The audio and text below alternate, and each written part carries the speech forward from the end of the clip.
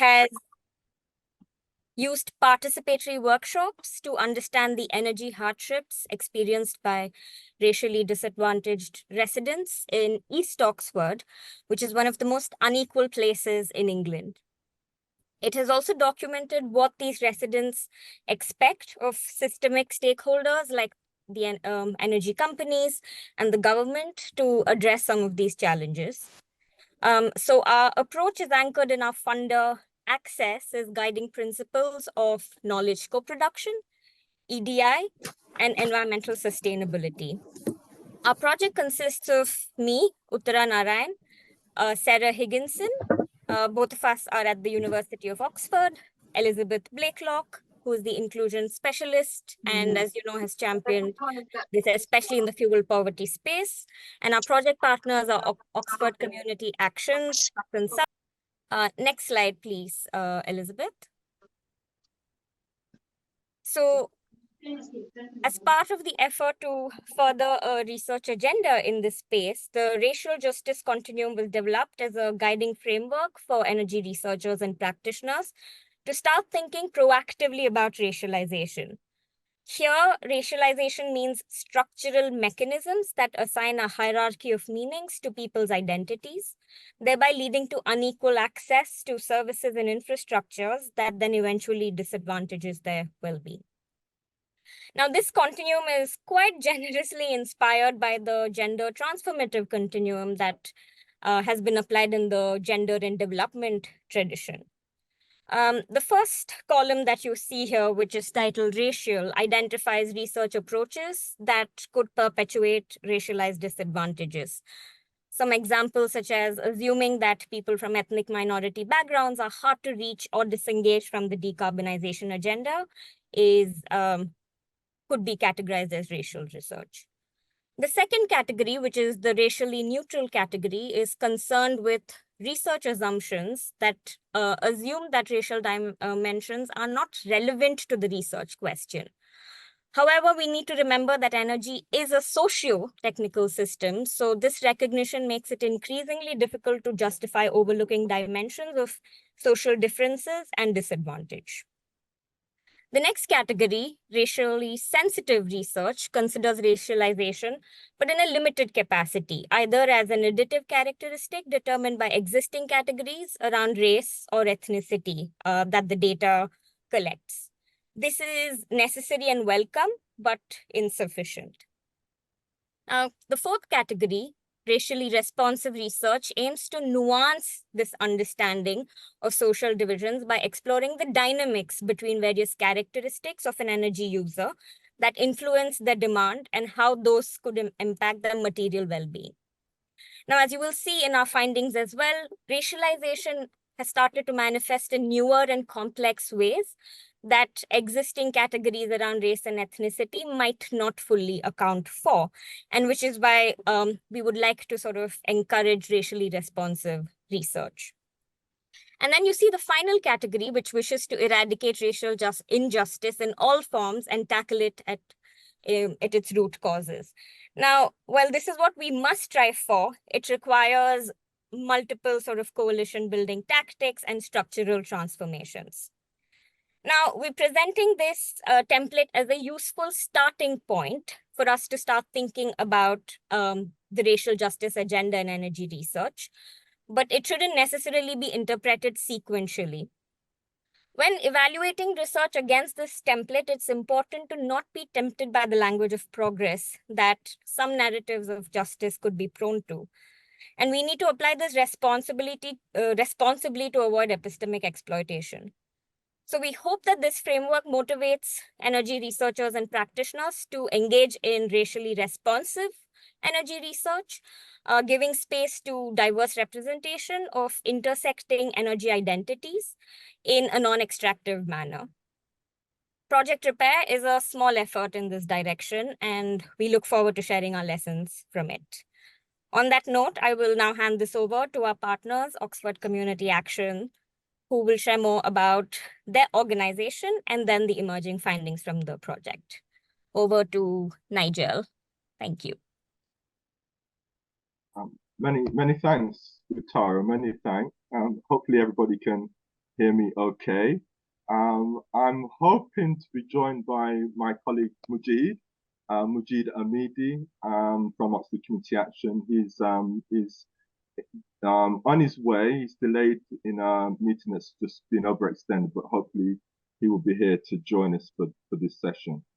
I think as you can see from the slide, Oxford Community Action, very colourful photos. The photos, in a way, sort of give a sense that Oxford Community Action is a grassroots, multi-ethnic community organisation based in Oxford City.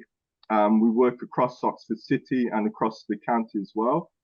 We formed in 2020, just before the pandemic, just before the COVID-19 pandemic, and sort of as a prelude to us forming as a grassroots community organisation, we undertook some community participatory research in partnership with Healthwatch Oxfordshire, and that research was looking at the disparities in mortality rates. 11 years difference at the time, this was in 2018, between men living in the least affluent parts of Oxford compared to men living in the more affluent parts of Oxford, so namely North Oxford. So like in 2018, 11-year difference in mortality rates. And now in 2024, across the county, there's a 14-year difference in mortality rates between those living in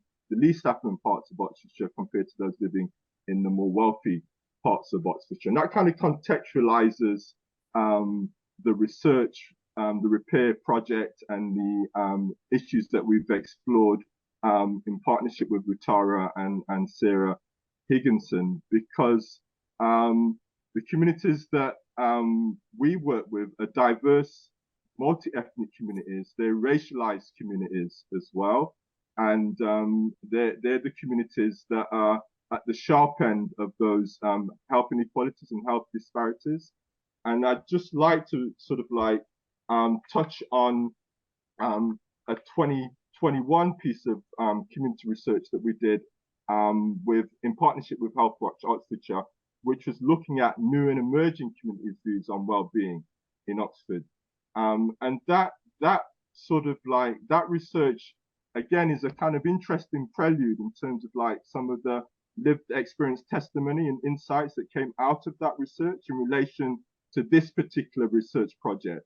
So very quickly, what people told us, we did a survey, conducted service focus groups and a survey with 152 people representing Oxford diverse communities. And the answers of people on the survey was that people felt that, you know, having well-being linked to having a secure job, having enough money for your needs, and being able to afford healthy food. And then the survey touched on what causes worry and stress for diverse multi-ethnic people living in Oxford. And what people told us was that worries and stress are caused by pressure of life, money, jobs, and family concerns, the cost of housing and food in Oxford, racism and discrimination, immigration worries, and the impact of COVID all cause stress and anxiety. So that was a research, community participatory research that we presented to the Oxfordshire Health and Wellbeing Board in 2021.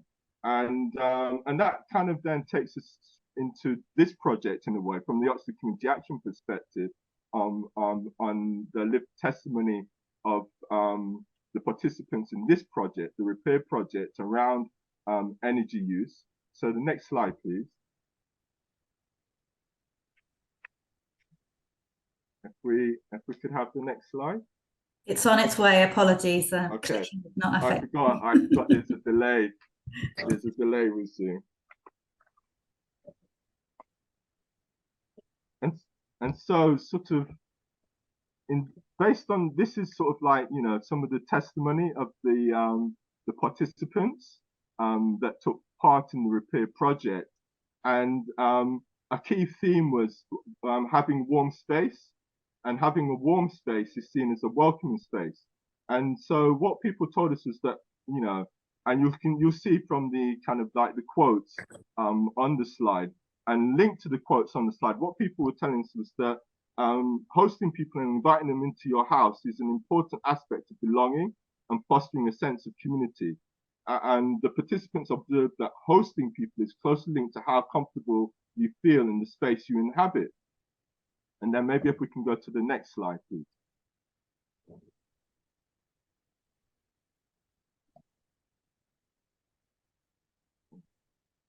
And sort of people talked about, in terms of the living conditions that people were experiencing, people talked about having mold being a consequence of damp and cold spaces. And, you know, many of us on this call, in this session, will be aware of the national conversation that's been undertaken over the last year, and in terms of like the incidence of mold in housing, particularly in sort of like private rented housing as well. So people in this project, the Repair project, you know, talked very much about the incidence of mold and the consequence of having damp and cold spaces. And they said that this had, you know, the impact was psychological as well as physical. And people feel ashamed to actually host people in such spaces. And these uncomfortable spaces also lead to health challenges such as persistent coughs. And then people talked about extending warmth and staying warm are related, but staying warm as a cost to it. So it has a financial cost as well as a health and well-being cost. So the cost that hinders people from having friends over. So again, in terms of relationships, social relationships underpinning your sense of well-being, your sense of health and well-being. And again, this underscores that the energy crisis exacerbates the cost of living crisis. And then many of our participants are recent immigrants to the country, and they're people from places where they are accustomed to warmer climates. Therefore, their familiarity with heating practices and understanding of how retail energy system works in the UK is slightly different. And so this current slide, looking at emphasizing the theme of cooking being a significant way in which people attempt to manage their energy use. So again, here, sort of like the testimony from the participants was around how food and cooking, the food that you've grown up with. So these are for people that are maybe migrant workers here in the UK. They're part of multi-ethnic diaspora communities in the UK. So they're reflecting on their sense of well-being and living and relationships back home in their native countries compared to the situation that they encounter here in Oxford as diaspora communities, as migrant workers, as international students living here in Oxford. And again, food and cooking that you have grown up with and are familiar with are an important part of your own kind of well-being and your own personal and cultural identity. And the slides speak to the testimony where our participants observed that apart from using energy to stay warm, using energy for cooking was the second commonly discussed dimension of managing energy use in the debates and in the discussion of our workshop participants. And most of the participants associated cooking associated with a strong culture of cooking food from home, from scratch. And again, here, this slide, you see the reference to cooking beans, which, you know, which was explained by one of the participants, that cooking beans are an important ingredient in the participants' cooking practices. But this cooking beans, as we all know, takes a very long time to cook. And therefore, there is anxiety around the bill or running costs or running out of energy while cooking. So there's a financial cost to cooking in the way that you would like to cook in your home residence, in your domestic situation. And again, cooking practices are also restricted by the type of dwelling you live in. So if you're living in a housing of multiple occupation, shared housing, and perhaps it's a privately rented accommodation, there are restrictions placed on you in that space by the private landlord. as to when you can and when you can't use the facilities. So all of that hinders your ability to cook when you want and when you want to. And I think if we can go to the next slide, the international student slide. Thank you.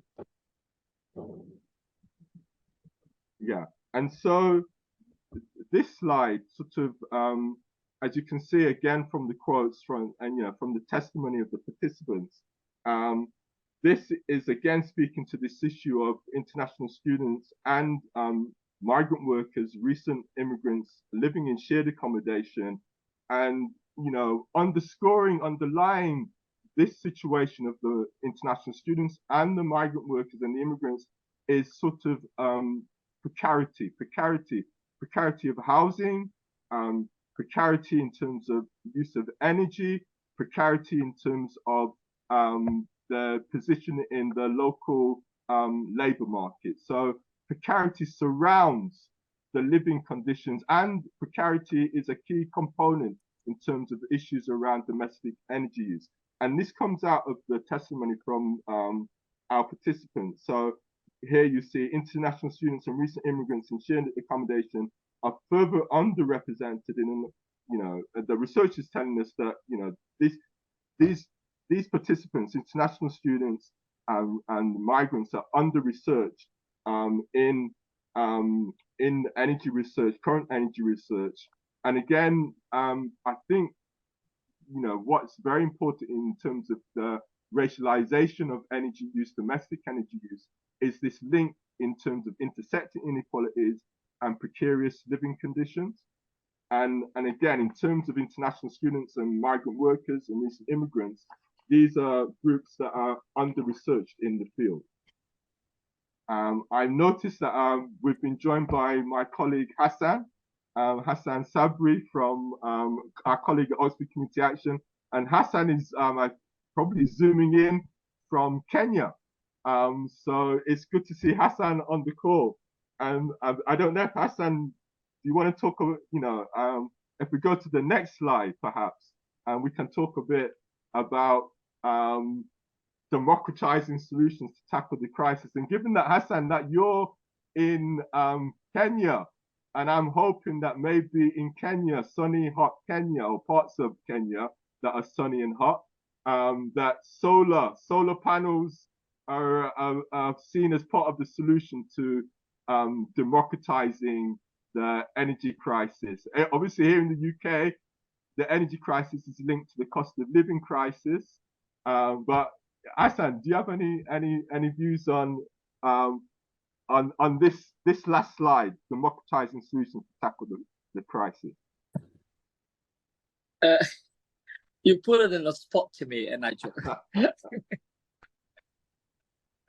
In Kenya, it's definitely yes, because at the moment, it used to be like 10, 15, 20, the people who used to live in around has already know they got sun 24 hours, like they got really hot days, and nobody used solar panel. But now it's becoming popular because now everyone in the house, if they can afford it, they don't depend on the government electric. But what we heard about our program, our research, is to me is something daunting. Like I really never, even though I live Oxford for many, many years, what people was telling us, it's something that no one can put it on it because it's difficult. They're facing, the people are not, and when people talk about cost living, yes, it is. But again, it is happening, this energy things, when people don't even know their rights, how to talk to, what company they're speaking to, if they have an issue, and how did they sort it out, the issues they're facing. And I think this is going to be highlighted, but the solution, I don't know where will come, but it needs all of us and our people to come together and understand the voice are already there, what we're going to do with that research. Because the research is only just very small, but people are talking and people are facing that issue. It's real and within our city.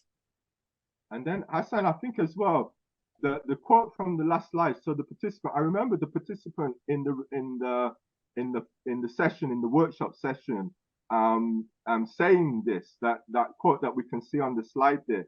And I think the person was indicating the need for a collective approach, a kind of common ownership approach. So some kind of commons solution to this situation, and maybe sort of like even going in the direction of say like somebody like Guy Standing that has called for a manifesto for sharing public wealth via having a common solution. So I think the person was kind of flagging up something in that terrain of like a commons approach to democratizing the energy crisis, and perhaps in Oxford, in the Oxford context, maybe some kind of commons approach to community ownership of solar panels. That I think that's what she was kind of indicating. What do you think?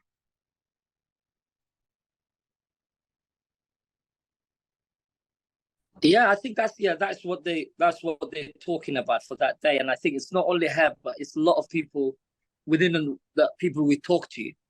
That sense of hope, because they don't know what to do with it. They're facing these problems, and some of them are becoming silenced because they don't know what issue, where they can solve this issue they're facing. Then definitely common within our city, something that the community ownership would be the brilliant idea. And then Hassan, just very quickly, because what we didn't say that Oxford Community Action, in terms of some of the participants that took part in the workshop, in the repair workshop, some of the participants are linked to our social network in terms of our community volunteers, and that when we formed Oxford Community Action in 2020, at the beginning of the pandemic, Oxford Community Action was formed partly as a mutual aid response to the pandemic, and that mutual aid response was a collective response in terms of our community volunteers coming together to develop a food bank that would cater in a culturally specific way to marginalized migrant worker communities and multi-ethnic communities that weren't accessing the mainstream food bank. And so again, I think there's a link in terms of a call for sort of like mutual aid, collective kind of approaches, solutions to issues that are linked to cost of living crisis, energy crisis, and so on and so forth.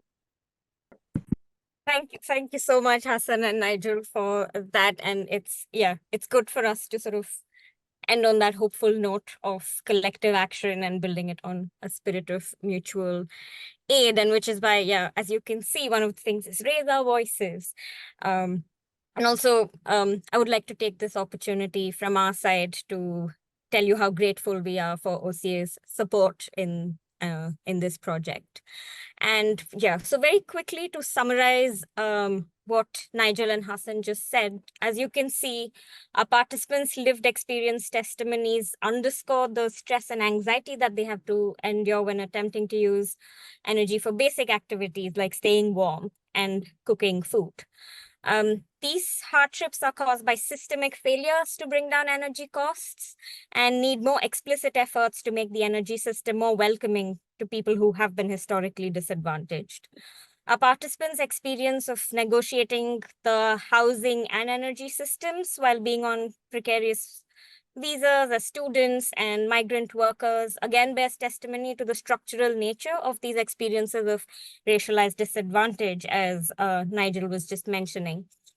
And so for those of us here as researchers and practitioners working on energy, such research hopefully encourages us to investigate how we can meaningfully strengthen evidence to support this group of energy users who don't normally fall under the radar of what we look at.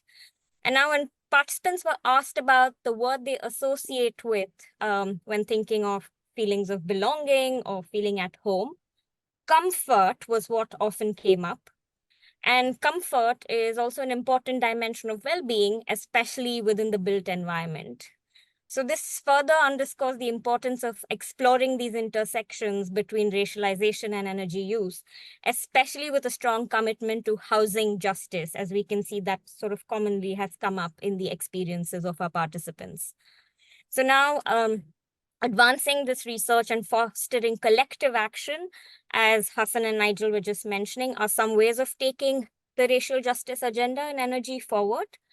And more specifically, sharing evidence with, say, the all-party parliamentary groups on fuel poverty and energy efficiency and race and community, and then feeding this into community organizing manifestos on housing justice, such as the Citizens UK Oxford Charter, are some ways ahead that some of us would like to take this forward. And we also hope to report these findings back to our community of research participants over the summer and discuss opportunities to sort of translate this vision of installing community energy into a sort of commons community project. So we hope to keep you all updated about that. I will now hand this over to members of the PRIME project. PRIME is a cross-institutional consortium that aims to characterize, manage, and mitigate online risks experienced by minority ethnic communities when accessing digital services in the areas of housing, health, and energy. So very timely. So over to Gina and Mannan. Thank you.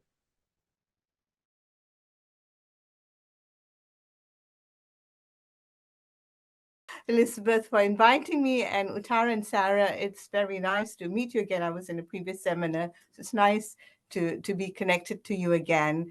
And Nigel, thank you also for your very insightful presentation. You'll see that our findings overlap very much with your findings. So it's a real pleasure to be here in solidarity with yourselves. So it's, as you can see, it's PRIME projects from 5 universities. It's UK RI project, and Mannan and I are representing Mannan from Cranfield University and myself as PI from Heriot University. So Elizabeth, if you could just move to the next slide, please. So also I'd like to acknowledge the contribution of 2 of our colleagues, Sasha Hassan from Heriot University and Nazmeh Ozkan from Cranfield University, who also contributed to this work. So as Uttara said, we are motivated by a concern that processes of digitalization will make worse existing inequalities in housing and health. So these extensively researched and evidence inequalities. And as you know, energy is, at the time when we started our research, was very much an under-researched area. But we knew then that fuel poverty was well established in these communities, in minoritized ethnic communities compared to ethnic majorities. And we were certain there were other inequalities also that we needed to uncover. And also the concern here was that, like health and housing, processes of digitalization could either replicate existing inequalities, they could worsen them, or that give rise to new forms of inequality. So the key aim was to identify the impacts of processes of digitalization on these 3 areas: energy, housing, and health, which is why I'm so delighted to see you making the connections, between energy and housing, and we will continue in that vein to also flag up some of the issues that we have found which add to your findings. And also our intention is very much to co-design and co-produce in the remaining time that we have on the project. So in the space of time that we have, I will highlight some emerging findings through qualitative analysis of the interviews, which were conducted about 100 individuals from 7 ethnic groups in both England and Scotland, and then hand over to Mannan, who will present his work on agent-based modeling based on data from an online survey of 878 respondents from the same ethnic groups, again in England and Scotland, exploring the relationship between types of energy services, levels of concerns, and satisfaction about such services, and residents in different types of accommodation. So you can see the link between energy and housing coming to the fore already. So if we could move to the next slide, Elizabeth. So some key findings from user experiences, and I'll be very brief, so it leaves time, for discussion. Picking up on the point, Nigel, that you made about precarity and about how different inequalities interact with each other. This is very much our findings too, particularly with a certain section of the population. And what we found is, not only because because increasingly services are being digitalized, increasingly we have, so it's very important to take into account the impact of digital poverty and its relationship to fuel poverty. So connection to the internet, for example, if you can't connect to the internet, how do you access digitalized services? How do you complain about a problem? And then access to digital devices as well. And then you have, coupled with that, varying levels of digital literacy. So of course, with some communities, such as older people, this will come to the fore much more than younger people.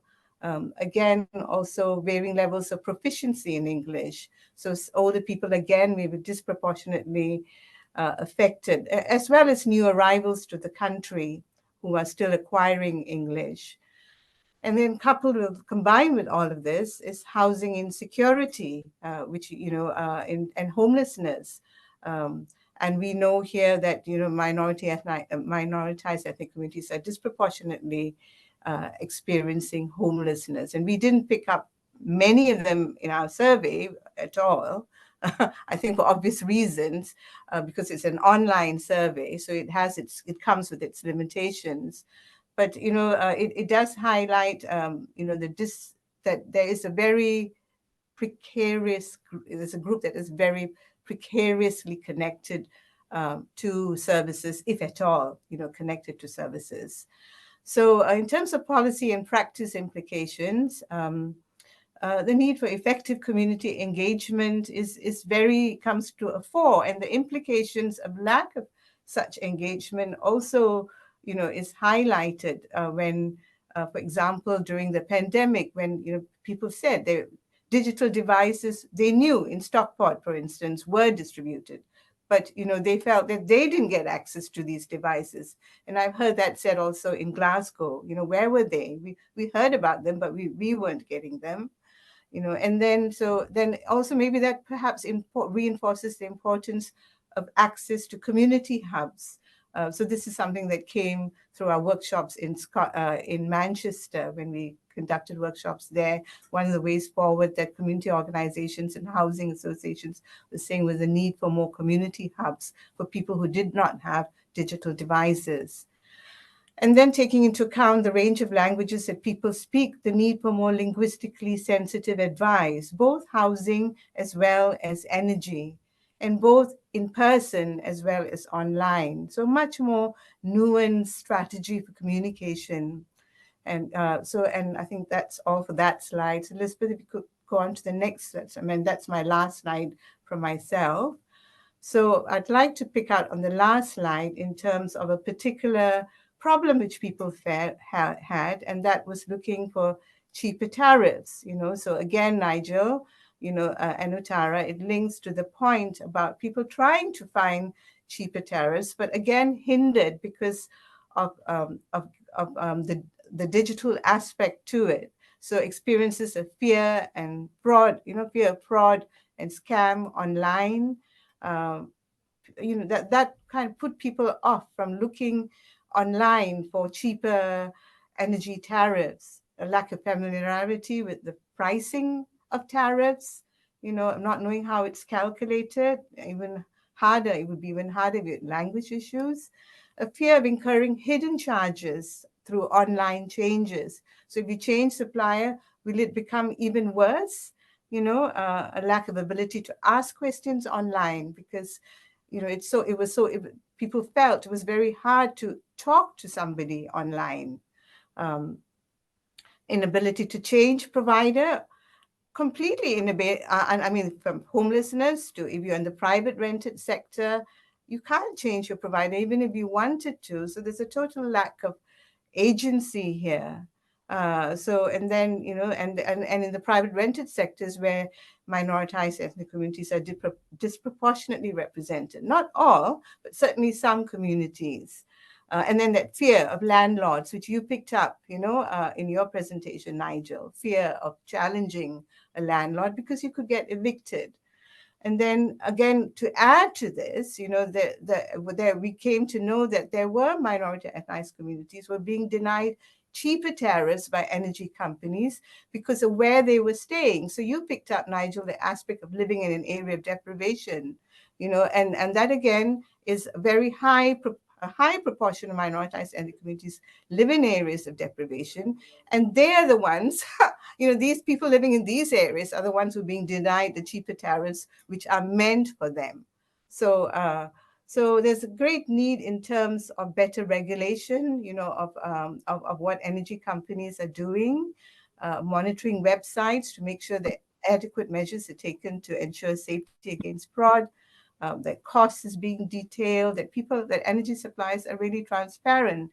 And of course, a need also to support people with alternative sources of energy supply, such as solar panels and heat pumps, and these more community-based solutions to the monopoly that's currently out there, you know, by energy suppliers, and also help in the process with the transition to net zero. So I'll hand over now to Mannan to pick up on the quantitative aspect of our research, focusing particularly on energy and housing. Hello everyone. Thanks to all Gina, Nigel, Uttara, and Hassan. I will be talking about the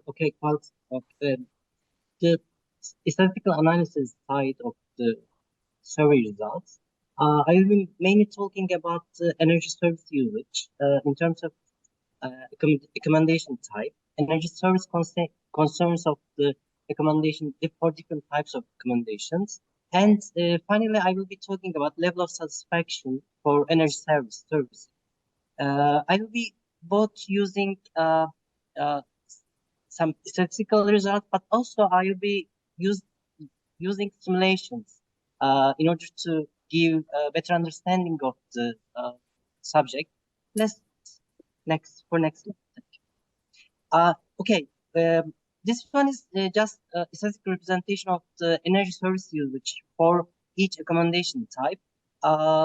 We can make many conclusions, but statistically reading the graph actually, smart meter users are mainly among the who live with their parents. Okay, that may be because of their technological adaptation and so on. But each one of those should be analyzed for further actually. In terms of bills, homeowners and the private renters are the most concerned part of the population. Okay, let me just state that one. All are those for minority ethnic communities specifically, and that the percentages are for distribution in those population.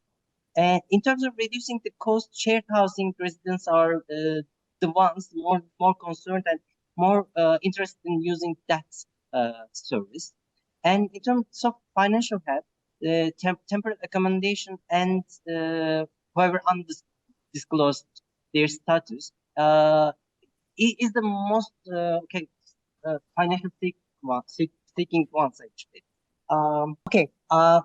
Previously we talked about simulations of each one, but for each parameter we are actually simulating the population and the effect of every parameter on satisfaction of energy service. And that one is for the accommodation type for effect on energy satisfaction. And to sum up actually, we start from homeless to improve the ownership of the houses, and as a result of that simulation, of course, the home ownership increases, the satisfaction with the service increases.